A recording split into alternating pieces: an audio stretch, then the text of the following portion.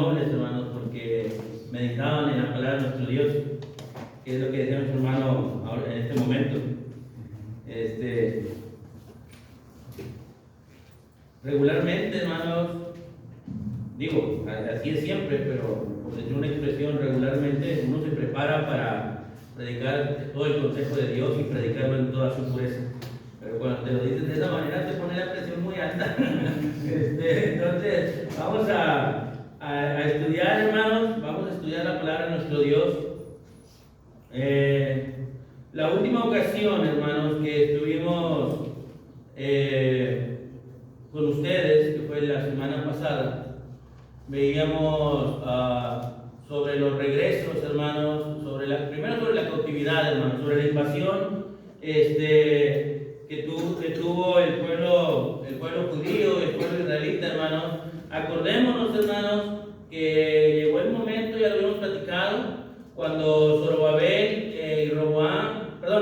Jeroboam y Roboam dividen el pueblo, ¿verdad? Y se convierten en el reino del norte y en el reino del sur, ¿verdad? Entonces, dijimos, hermanos, que Dios siempre tiene un remanente. Después de ahí, hermanos, sucedieron muchas cosas hasta que llegamos, hermanos, cuando Babilonia, hermanos, viene a cautivar a Judá. Pero antes de eso, hermanos, el reino del norte fue invadido por los sirios, hermanos.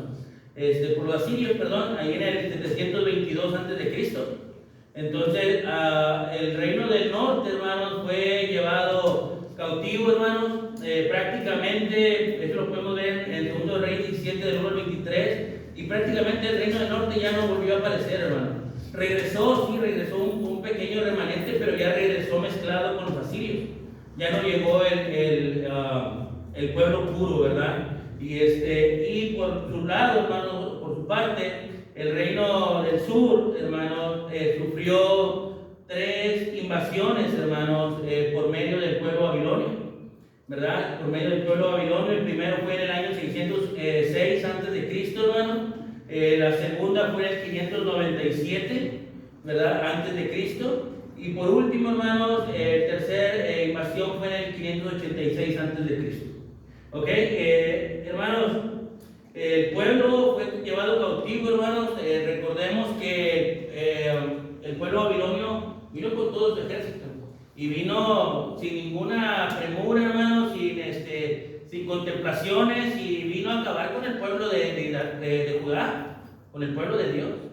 Y recordemos, hermanos, que el pueblo babilonio era tremendo para en cuestión de guerras y en cuestión de esclavizar a la gente, hermanos. Dice que los llevó atados de grilletes del cuello, hermanos, como si fueran tal cual un animalito, hermanos. Se los llevaron y se llevaron todo lo del templo, destruyeron el templo, hermanos, y no dejaron rastro, y eso lo podemos ver también ahí en el libro del profeta Daniel. Pero, hermanos, Dios tenía siempre un plan, hermanos, para poder encontrar la semilla, hermanos, y Dios había preparado un remanente que también tuvo sus 3 regresos, hermanos. El primero fue en el 536 con Zorobabel, ¿verdad?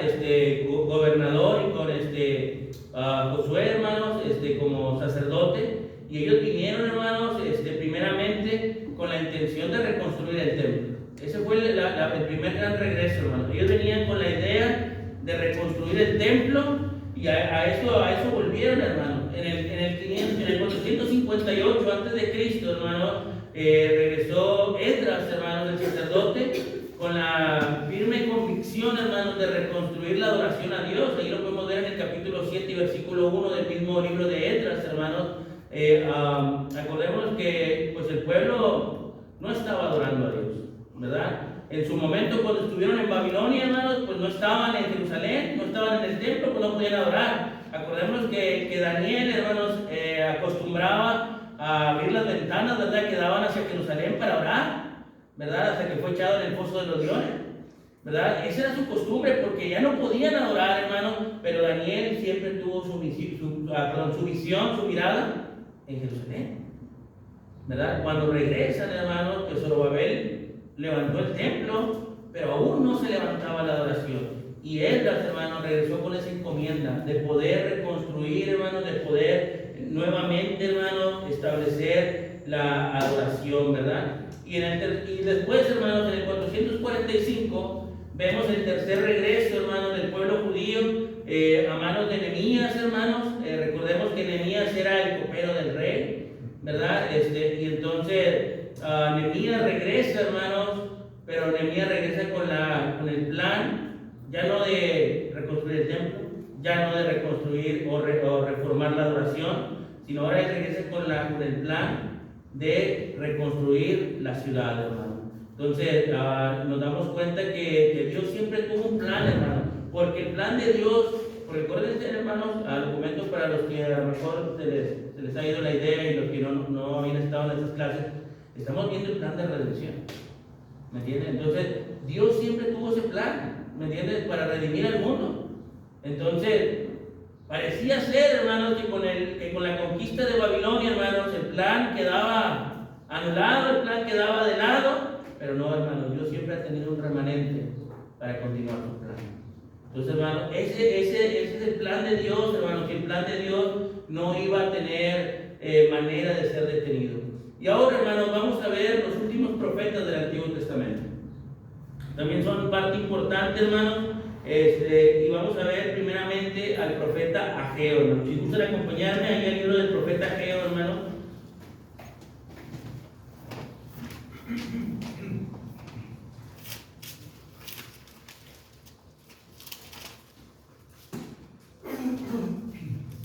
Ageo, ¿qué hermano? Disculpe. Capítulo 1, hermano. Capítulo 1.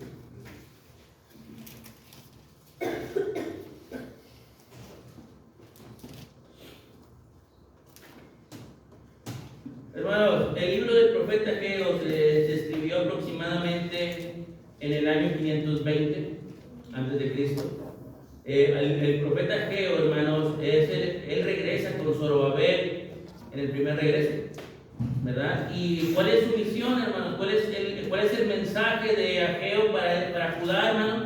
Bueno, pues es animarlos a reconstruir el templo, ¿verdad? Esa es la idea. Ageo va a tratar junto con Zorobabel, junto con Josué, hermanos, de que el pueblo vuelva a recobrar ánimo para reconstruir el templo.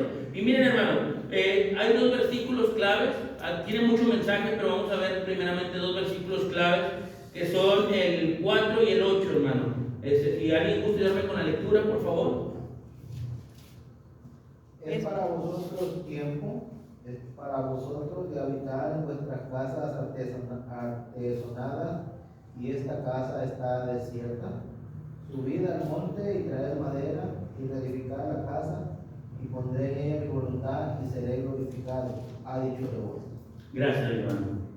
Miren, hermano, en el versículo 2, hermanos, en el versículo 2 que no leímos, pero quiero ponerlo en contexto. En el versículo 2, hermanos, el pueblo ha considerado que aún no es tiempo, hermanos, de reedificar la casa de Dios. A eso ha llegado, hermanos, a la conclusión. Aún no es tiempo.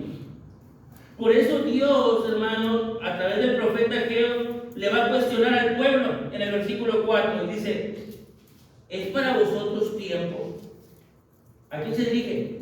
Al pueblo. ¿Es para vosotros tiempo de habitar en vuestras casas artesonadas y esta casa está desierta? Dios está hablando de dos casas, hermanos, en estos versículos. Está hablando de la casa de ellos y de su templo. El pueblo había deducido en el versículo 2 que aún no era el tiempo para reconstruirle el templo. Pero ¿qué estaba pasando según esos versículos, o según ese versículo, con lo suyo? Dice que sus casas sí estaban siendo artesonadas, es decir, ellos sí estaban trabajando en eso. ¿Me entienden? Pero ellos habían pensado que no era el tiempo para reconstruir el templo, para volver a construir la casa de Dios, ¿verdad? Hago referencia, hermano, a alguna clase anterior que dijo nuestro hermano José, precisamente, ¿verdad? ¿Por qué el templo era la casa de Dios? Porque ahí era donde Dios habitaba, ¿verdad? Porque era donde el pueblo se reunía para adorarle, ¿verdad? Y acordémonos que el templo estaba compuesto del lugar santo y del lugar santísimo. ¿verdad? Y ahí era donde la gloria de Dios se presentaba, ¿verdad? Tiempo más atrás, ¿verdad? En el tabernáculo también era el lugar donde Dios había establecido que ahí se iba a presentar delante del pueblo. Entonces, hermano, el pueblo es verdad que viene de la esclavitud, hermanos, en Babilonia, ¿verdad? Ya bajo el reino persa, hermanos, han sido liberados y sus casas también están destruidas, hermanos. Pero ellos tenían, el mensaje aquí, hermanos, es que había que ver prioridades. Había que ver prioridades. No, Dios no les está diciendo que no construyan sus casas. Ese no es el mensaje de Dios. Sino el mensaje de Dios es, hay cosas que van primero. Hay cosas que realmente valen la pena, hermano. Y eso es lo que nosotros debiésemos de considerar. ¿Me entienden? Y miren lo que dice el versículo 8, que leyó mi nuestro hermano. Bueno, el versículo 7 dice, meditar en vuestros caminos. ¿Verdad? Analicen cómo nos estamos conduciendo. Juzguen ustedes, es lo que está diciendo Dios. Y entonces ahora sí les va a dar la indicación. Subid al monte y traed madera y reedificar la casa y pondré en ella mi voluntad y seré glorificado, ha dicho Jehová. Entonces, ¿cuál es la indicación de Dios? Vayan y trabajen. Les da la encomienda, vayan y traigan la madera para reconstruir esta casa. Es que con Dios, hermano, no hay opción. O somos o no somos. ¿Me entienden? ¿Servimos o no servimos? ¿Me entienden? Tenemos que definir bien claro, hermano, nuestras prioridades. A veces ponemos límites, hermanos. ¿Se dan cuenta que para servir a Dios ponemos límites? ¿Verdad? ¿Por qué no nos reunimos? No, es que está lloviendo, es que está haciendo calor, es que está haciendo frío, es que es muy noche, es que no puedo ir solo o no puedo ir sola, según sea el caso, hermano. Y siempre ponemos límites. Hermano, vamos a hacer esta actividad. No, hermano, es mucho gasto. Hermano, vamos a hacer esto. No, es que no hay tiempo. Y siempre ponemos trabas, hermano. ¿Cuáles son nuestras prioridades? ¿Me entienden? Y eso es lo que estaba pasando con el pueblo de Israel. El pueblo judío, hermano. Ellos estaban construyendo para sí, pero no estaban poniendo en primer lugar a Dios. Hermano, por eso les digo, debe tener prioridad en nuestras vidas.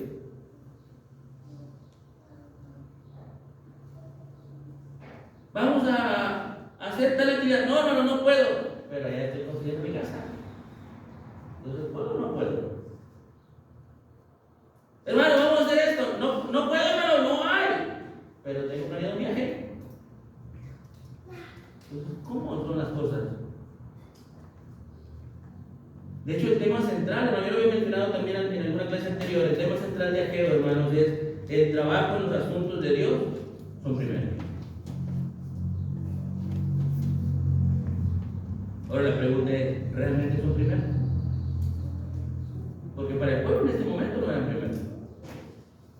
Pero Dios, hermano, iba a tratar de trabajar en ellos, hermano, para que la reconstrucción del templo fuese posible. ¿Y saben qué, hermano? Fue posible. Capítulo 2. Capítulo 2, hermano.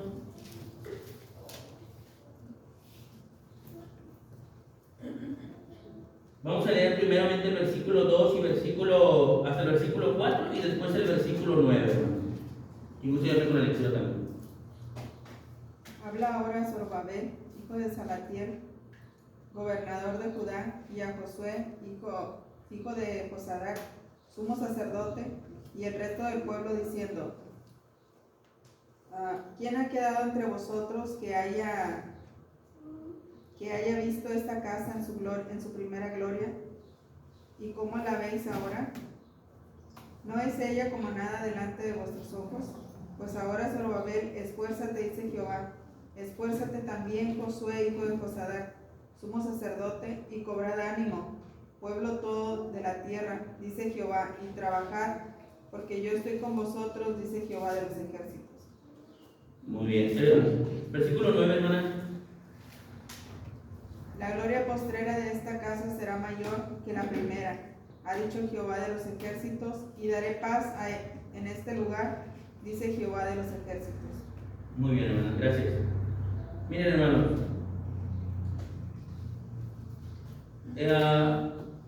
Dios, hermanos, primeramente con los que va a trabajar es con los líderes. A los primeros que se va a dirigir, hermanos, es a Zorobabel y a Josué. Y miren, hermanos, ya que ha podido convencerlos a ellos, hermanos, porque dice el versículo 14 que despertó el espíritu de Zorobabel. Ahora sí dicen estos versículos, hermanos, le dice a Zorobabel, ve y habla con el pueblo, ¿verdad? Dice, ve y habla con el pueblo y pregúntales, ¿quién ha quedado entre vosotros que haya visto esta casa en su gloria primera? ¿Y cómo la veis ahora? ¿Acaso no es ella como nada a vuestros ojos, delante de vuestros ojos? Hermanos, si ustedes se dan cuenta, en esas mismas preguntas Dios da la respuesta. Y él va a hacer una pregunta y dice, a ver, ¿quién ha visto la gloria primera de ese templo? Y él mismo da la respuesta, que la gloria, hermanos, ha quedado en nada. No hay nada, hermanos, de lo primero que habían hecho. Y hermanos, y si fuéramos a Esdras capítulo 3, versículo 12, hermanos, cuando están reconstruyendo el templo, hermanos, nos damos cuenta que los ancianos estaban llorando, porque se estaban acordando de aquel templo, del templo de Salomón, del cual no quedó nada. Pero hermanos, no solamente había ancianos, había jóvenes. Y los jóvenes, hermanos, cantaban de alegría al ver construir este nuevo templo. Y eso es lo que muchas veces nosotros también tenemos que recordar, hermano. Nosotros también tenemos que recordar. ¿Se acuerdan cuando Dios nos perdonó?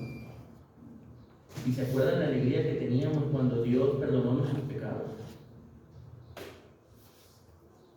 Cuando Dios nos redimió, hermano, de cada pecado que cometimos. Y la pregunta es, ¿y seguimos teniendo esa misma alegría? ¿Seguimos teniendo esa misma felicidad, esa misma convicción que la del principio?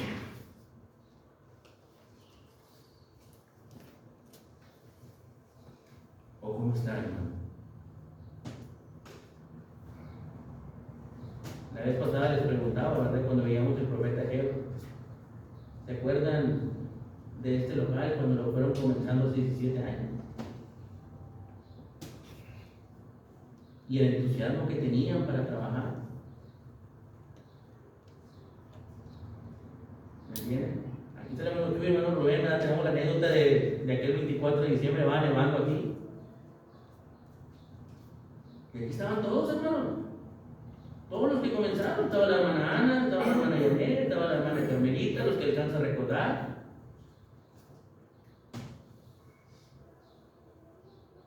Y ahora seguimos teniendo el mismo ánimo, hermanos, para quedarnos y estar con la iglesia. Después de 17 años,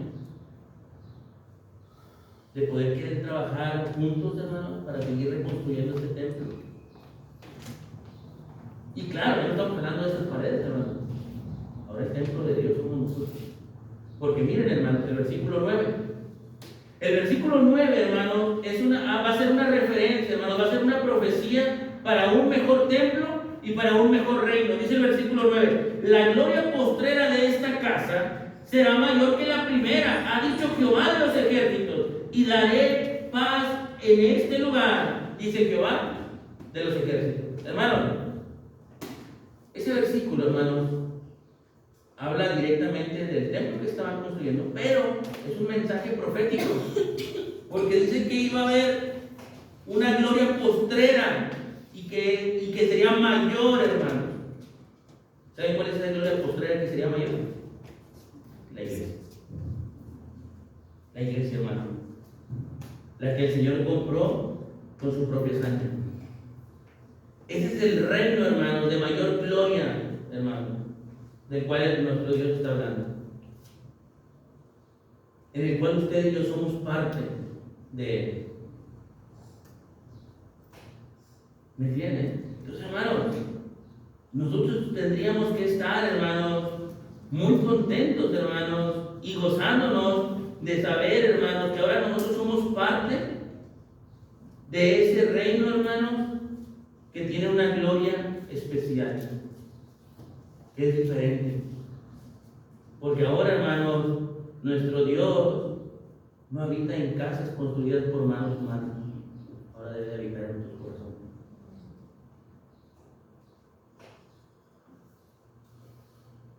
Porque donde estaba el pueblo, hermanos, ahí estaba Dios en medio. En su tabernáculo, en su templo. Pero ahora, hermanos, está dentro de usted y de mí. ¿Me entienden? Hermanos, eso es lo que nuestro Dios está diciendo. Miren, hermanos. Dice Colosenses 1, 13 al 14, hermanos. El cual nos ha librado de la potestad de las tinieblas y nos ha trasladado al reino de su amado Hijo, en quien tenemos redención por su sangre, el perdón de pecados. Ahora nosotros, hermanos, pertenecemos a ese reino, al reino de su amado Hijo, que es la Iglesia.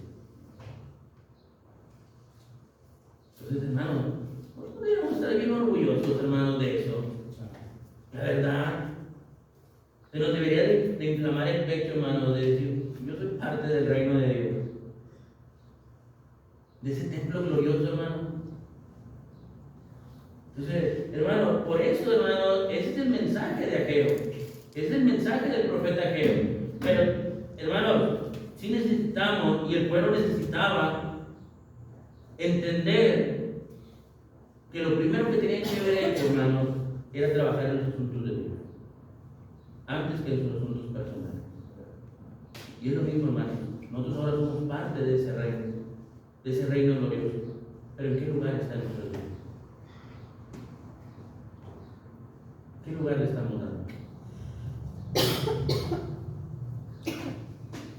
Y no, que no sea una respuesta, hermano, impulsiva de decir primero. Sino, hermano, debería de ser una respuesta bien razonada, nacida del corazón, hermano, que diga realmente Dios es primero en nuestro Dios. Y lo demostramos a través de nuestras acciones. ¿Entienden? Entonces, ese es el mensaje, hermanos, de Ageo. El siguiente profeta, hermanos, que vamos a analizar es el profeta Zacarías, hermanos. Zacarías.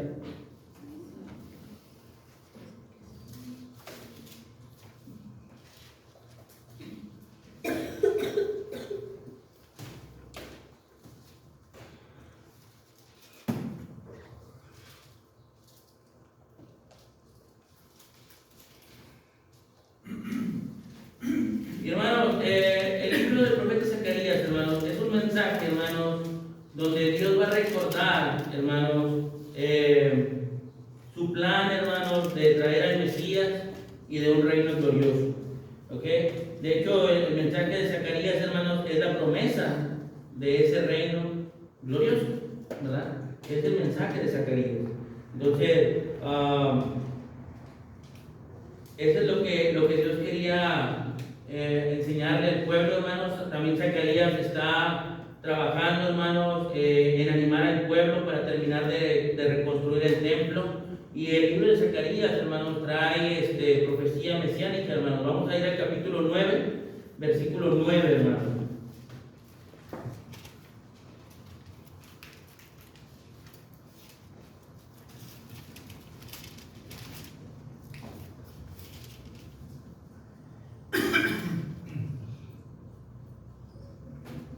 Y usted ayudarme con la lectura, hermanos, versículo 9 y hasta el versículo 11. Alégrate mucho, hija de Sión, da voces de júbilo, hija de Jerusalén. He aquí tu rey vendrá a ti, justo y salvador, humilde y cabalgando sobre un asno, sobre un polillo, hijo de asna. Y de Efraín destruiré los carros y los caballos de Jerusalén, y los arcos de guerra serán quebrados, y hablará paz a las naciones, y su señorío será de mar a mar, y desde el río hasta los fines de la tierra. Y tú también, por la sangre de tu pacto, serás salvo. Yo he sacado tus presos de la cisterna, porque no hay agua. Volveos a la fortaleza, oh prisioneros de esperanza. Hoy también os anuncio que os restauraré el doble. Hasta ahí, hermano. Muchas gracias. Hermanos, este es el mensaje, hermanos, es un mensaje profético, hermanos, sobre el Mesías. Y lo primero que Zacarías, bueno, Dios a través de Zacarías le dice es: alégrate. Alégrate. Y es que, hermanos, la alegría, hermanos, no iba a ser solamente para ese momento, sino de la alegría que el Señor, que Dios le está hablando, hermanos, es de una alegría que iba a venir después.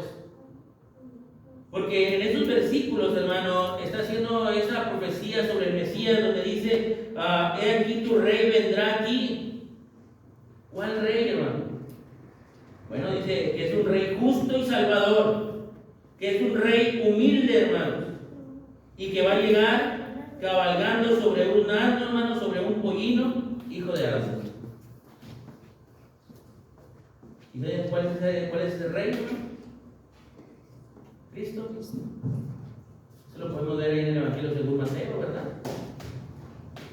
Cuando se presentó, hermanos, y aquellos estaban como: ¿qué está pasando? Porque vieron al Señor, hermanos, llegando en ese pollino, ¿verdad? En ese asno. Estaban confundidos, ellos esperaban un rey, hermanos, poderoso, un rey que viniera con todo el ejército de conquista, hermanos, y vieron al Señor, hermanos, en un pollino. Pero ese rey, hermanos, era un rey que les iba a dar la salvación, ¿verdad? Y no solamente a ellos, sino que dice el versículo 10: y de Efraín destruiré los carros y los caballos de Jerusalén, y los arcos de guerra serán quebrados, y hablará paz a las naciones, y su señorío será de mar a mar, y desde el río hasta los fines de la tierra. Y es que, hermanos, lo que estaba diciendo Zacarías, hermanos, es que el Señor, hermanos, realmente nos iba a dar paz y tranquilidad a cada uno de nosotros, y que su reino, hermanos, iba a estar por todos los confines de la tierra. Y ese reino, hermanos, es la iglesia. ¿Se acuerdan que esa fue la promesa? Y me seréis testigos en Jerusalén, en Judea, en Samaria, ¿y hasta dónde? Y hasta lo último de la tierra, hermanos. Y hoy inauguraré las reservas, hermanos, que está el reino del Señor. ¿Se dan cuenta, hermanos? ¿Desde dónde provenimos? Hermanos, siempre estuvimos en el plan de Dios. Siempre estuvimos en la mente de Dios, hermano. Ya lo leíamos, ¿verdad? En Efesios capítulo 1, versículo 4. Desde antes de la fundación del mundo, hermano, ya estábamos en el plan de Dios. Y aun cuando parecía que todo iba a quedar, hermanos, porque muchas veces, hermanos, lo vimos, parecía que el plan no se iba a llevar a cabo, parecía que el plan iba a terminar, pero Dios siempre, hermanos, tuvo todo bajo control. Y aún, hermanos, cuando vino Babilonia con todo su ejército y todo su señorío, hermanos, Dios siempre tuvo un remanente para llevar a cabo su plan. Y, hermanos, y por último, hermanos, tenemos al profeta Malaquías. Hermanos, el profeta Malaquías viene a ser el último, hermanos, la última voz del Antiguo Testamento. El profeta Malaquías, hermanos, es el último profeta hasta Juan el Bautista. Después de Malaquías, hermanos, ya no hubo ningún otro profeta más, hasta que no llegó Juan el Bautista. Y, hermanos, hace 15 días leíamos una clase sobre Malaquías, ¿verdad? Y en el capítulo 1, versículo 13, cuando hablábamos, hermanos, del fastidio que tenía el pueblo, hermanos, por adorar a Dios. Y es que el mensaje de Malaquías, hermanos, es la adoración aceptable. El pueblo, hermanos, se había vuelto a caer, hermanos, en ese bache de desolación, hermanos, de no querer adorar a Dios correctamente, hermanos. Y Dios les va a presentar, hermanos, la manera correcta de adorar. Les va a presentar, hermanos, esa nueva era, hermanos. Entonces, es el mensaje del profeta Malaquías, hermanos. Un mensaje que nos invita, hermanos, a llevar una adoración y un servicio correcto a nuestro Dios, ¿verdad? Entonces, también, hermanos, Malaquías va a ser la profecía sobre Juan, hermanos, que vendría a preparar los corazones, ¿verdad? Y en el capítulo 4, versículos 5 y 6, dice: he aquí yo envío al profeta Elías, antes que venga el día de Jehová grande y terrible. Él hará volver los corazones de los padres hacia los hijos y el corazón de los hijos hacia los padres, no sea que yo venga y hiera la tierra con maldición. Hermanos, entonces no estaba hablando de Elías el profeta, ¿verdad? De aquel profeta del pueblo de Israel, sino estaba hablando, hermanos, de manera profética de Juan el Bautista, hermanos, y eso lo podemos confirmar allí en Mateo capítulo 17, versículos 10 al 13, hermanos, que dice de la siguiente manera: entonces sus discípulos le preguntaron diciendo: ¿por qué pues dicen los escribas que es necesario que Elías venga primero? Y respondió Jesús y le dijo: a la verdad Elías viene primero y restaurará todas las cosas, mas os digo que Elías ya vino y no lo conocieron, sino que hicieron con él todo lo que quisieron. Así también el Hijo del Hombre padecerá de ellos. Entonces los discípulos comprendieron que había hablado de Juan el Bautista, ¿verdad? Aquel hombre que vino a preparar los corazones, hermanos, del pueblo, y el pueblo no lo quiso escuchar. No quiso, hermanos, oír a Juan. Y entonces el Señor dice: nomás vino a que lo maltrataran. Dice: pero sí me va a pasar a mí también. ¿Me entienden? Entonces, ese es el mensaje, hermanos, de Malaquías. Después de ahí, hermanos, ok, tenemos tiempo, porque parece que ya más tarde, hermanos. Bueno, tengo tiempo. Después de ahí, hermanos, van a llegar 400 años de silencio. Después de Malaquías, hermanos, Dios ya no volvió a tener mensaje para Israel. 400 años, hermanos, pasaron desde Malaquías hasta Juan el Bautista. Imagínense, hermanos, 400 años sin que Dios hablara. También es conocido, hermanos, como los años de oscuridad, por lo mismo, ¿verdad? Porque hubo un silencio de las Escrituras, no hubo profeta para el pueblo, ¿verdad? En estos años, hermanos, no quiere decir, hermanos, que no hubiera pasado nada. No, sí pasaron eventos, ¿me entienden? Y eventos muy importantes, pero Dios no le hablaba al pueblo, ¿me entienden? Dios no le hablaba al pueblo. ¿Qué sentiríamos nosotros, hermanos, si sabemos que somos el pueblo de Dios y que Dios no nos hablara? Que Dios no tuviera mensaje para nosotros. Es más, veámoslo desde esta perspectiva, hermanos. Los que todavía tenemos a nuestros padres, a nuestras madres con nosotros, que ya no nos hablaran, ¿cómo se sentirían? De saber que ya tiene semanas, meses o años sin que su papá se preocupe por usted. Apenas, creo que fue este fin de semana, no recuerdo el día, pero platicaba mi mamá de mi abuela, ¿verdad? Y decía que todavía le extrañaba. Y pasaron 15 años de que falleció. Y se extraña. Y ya son muchos años. ¿Me entienden? Porque a un padre siempre se le va a extrañar. A un padre siempre se le va a necesitar. El pueblo pasó 400 años, hermano, sin que Dios hablara. Hermanos, la pregunta sería: ¿a nosotros realmente nos importa que nuestro Padre nos hable? Y hablo de Él.